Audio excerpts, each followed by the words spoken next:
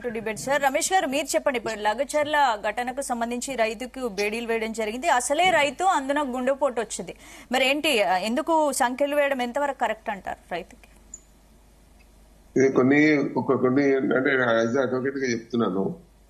ఎవరైనా ఆల్రెడీ జైల్లో ఉండి హాస్పిటల్కి వెళ్తే జైలు సిబ్బందికి ఇంపార్టెన్స్ వాళ్ళదే రెస్పాన్సిబిలిటీ. వాళ్ళు జైలు ఖైదీలను మాత్రం బేడీలు వేసుకుని వెళ్తారు ఎక్కడికైనా, అది వేరే విషయం. జనరల్ గా అరెస్ట్ చేసినప్పుడు బేడీలు వేయడం అనేది అది ఒక విషయం ఉంటుంది. అది ఇప్పుడు ఒకటే విషయం, దానికి మా ముఖ్యమంత్రి గారు స్పందించారు, ఇమీడియట్ గా యాక్షన్ తీసుకోమన్నారు. వాళ్ళ మీద చర్య తీసుకుని తప్పు జరిగితే ఎవరినైనా వదిలేది లేదని, దానిలో ఎవరు కూడా సంతోషపడేది లేదు. రైతులకు బేడీలు వేయడం అనేది మేము ఇవ్వడం, కానీ ఒక లా ప్రకారం ఒక కస్టడీలో ఉన్న జైల్లో ఉన్న వాడిని ఆసుపత్రికి వెళ్తే గానీ తీసుకెళ్తే గానీ బేడీలు వేసి తీసుకెళ్తారు. అది వాళ్ళ రెస్పాన్సిబిలిటీ కాబట్టి వాళ్ళు తీసుకెళ్తారు దాని విషయంలో. కానీ ప్రభుత్వ పరంగా ఎవరన్నా ఎక్కడన్నా రైతులు అన్యాయం చేస్తే మాత్రం దానికి బేడీలు వేయడం అనేది ఎవరు కూడా సహించే విషయం కాదు. దాని మీద ముఖ్యమంత్రి గారు కూడా స్పందించారు.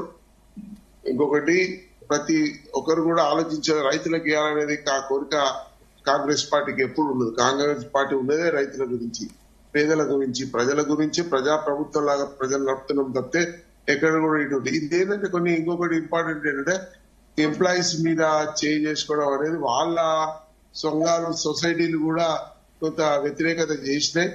వాటి వల్ల కూడా కొంత ఏదైనా జరుగుతుండొచ్చు. కానీ ప్రజలు, ప్రభుత్వాలు ఎప్పుడు కూడా ప్రజలకు అండదండగా ఉండటానికి కోసమే కృషి చేయాలి. అది మా ప్రభుత్వం పూర్తి స్థాయిలో. ఇప్పుడు బీజేపీ కానీ ఇప్పుడు టీఆర్ఎస్ కానీ అలాంటి పరిస్థితులు ఏం లేవు.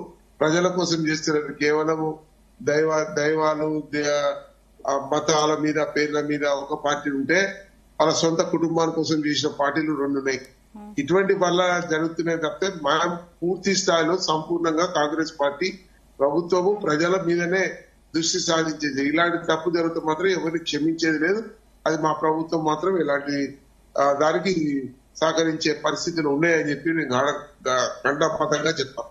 అంటే రమేష్ గారు, ఇప్పుడు కాంగ్రెస్ పార్టీ రైతులను టెర్రరిస్టులుగా చూస్తోందని బీఆర్ఎస్ పార్టీ అంటోంది. మరి కాంగ్రెస్ పై తీవ్ర విమర్శలు కూడా చేస్తోంది. దీనికి ఏం చెప్తారు?